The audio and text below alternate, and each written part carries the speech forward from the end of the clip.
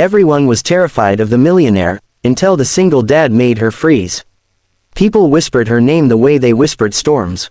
Aria Blackwood, CEO, Millionaire, Ice Queen of Blackwood Technologies. A woman who could fire a boardroom with a look and crash stock prices with a sentence. Employees walked straighter when she passed. Investors rehearsed their words. Even journalists softened their voices around her. She wasn't cruel. She was just, mercilessly precise. Mistakes did not survive her presence. So when Aria walked into the Charity Foundation office that morning, silence spread faster than fear. Conversations died mid-sentence. Coffee cups paused halfway to lips. Eyes dropped to desks. Except for one man. Daniel Reyes didn't look up. He was busy helping his daughter zip her jacket. Slowly, "Mia," he whispered, smiling. "The zipper isn't running away." Mia giggled. "It is, Daddy. It always wins." Aria noticed them instantly, not because they were loud, but because they were warm. And warmth didn't belong in rooms she entered. She stopped in her heels, eyes narrowing slightly. The foundation director rushed toward her, pale and breathless. "Ms. Blackwood, welcome. We didn't expect." "I said 10, Aria replied calmly. "It's 10, yes, of course. Please, this way." Her gaze drifted again toward Daniel and Mia. Daniel finally looked up, and froze. Not in fear, in recognition. His face didn't change, but something in his eyes sharpened. Mia waved cheerfully. "Hi, pretty lady." Gasps rippled around the room. No one spoke to Aria like that. Aria looked down at Mia, surprised by the small, fearless smile. "Hello," Aria said softly. Daniel stood. "Mia, go sit with Mrs. Collins." "Okay." Mia obeyed, still smiling. Aria studied Daniel now. He was tall, but not intimidating. Worn jacket, tired eyes, the posture of a man who had learned how to survive quietly. He wasn't an employee, he was a volunteer, according to his badge. Daniel Reyes. Aria's chest tightened. The name hit her like a locked door suddenly opening. "You," she said slowly. The director panicked. "Ms. Blackwood, if there's an issue." "There isn't," Aria interrupted. Her voice had lost its edge. "Daniel Reyes, the single father from the Eastwood Shelter program." Daniel nodded once. "That's me." The room felt like it was holding its breath. "You disappeared," Aria said. Daniel smiled faintly. "I chose peace over pride." Her jaw tightened. She had not expected that answer. 5 years ago, Daniel Reyes had been the only engineer who dared to challenge her in a public board meeting. He had exposed a flaw in her flagship product, saving the company from a catastrophic lawsuit. She had fired him anyway. Not because he was wrong. Because he embarrassed her, and he had walked out with nothing, except dignity. Now he stood in front of her with a daughter, a volunteer badge, and a calm expression that didn't ask for forgiveness or favor. "You look well," Aria said. Daniel's smile didn't reach his eyes. "My daughter is healthy. That's more than enough." People around them stared, confused. This was not the Aria Blackwood they knew.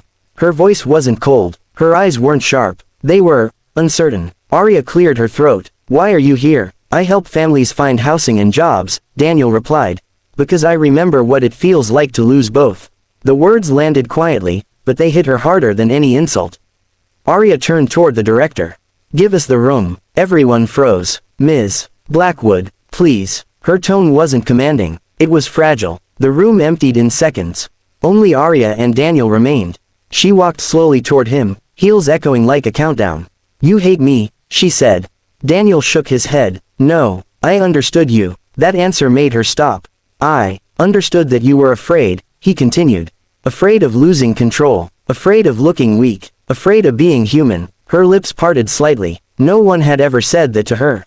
"I was not afraid," she said. Daniel met her eyes. "Then why did you fire the only person who protected your company?"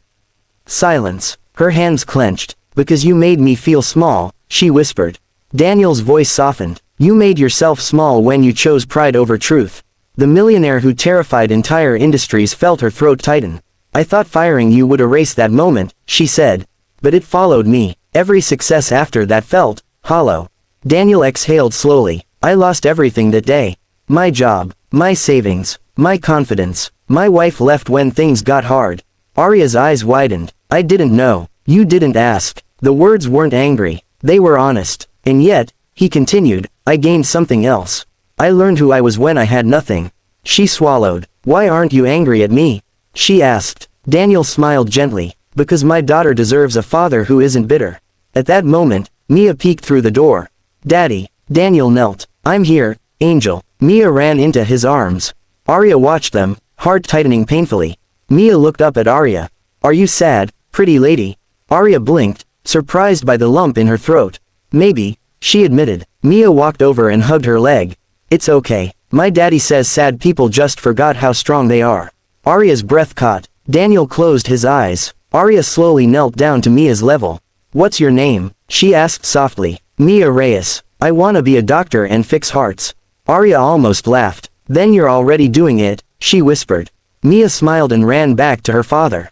Arya stood, visibly shaken. You didn't just survive without me, she said to Daniel. You became better. Daniel shrugged lightly. Pain teaches, if we let it. She inhaled deeply. I want to make it right. Daniel looked at her calmly. Why? Because I owe you, and because I don't want to be the woman everyone fears anymore. He studied her for a long moment.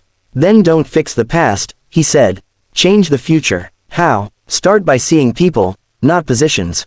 Her eyes softened. I'd like to offer you a position again, she said quietly. Not as an employee, as a partner. Daniel smiled, but shook his head. I already have a job that matters. She nodded, accepting the answer. Then let me support your foundation. Fully. Long term. He considered it. For the families, he said. Not for me. For them, she agreed. They shook hands. But it wasn't a business handshake. It was a human one. When Arya left the building, employees watched in disbelief. The feared millionaire walked slower. Her shoulders were lighter. Her eyes, softer. And behind her, Daniel watched her go, holding his daughter, knowing something rare had happened.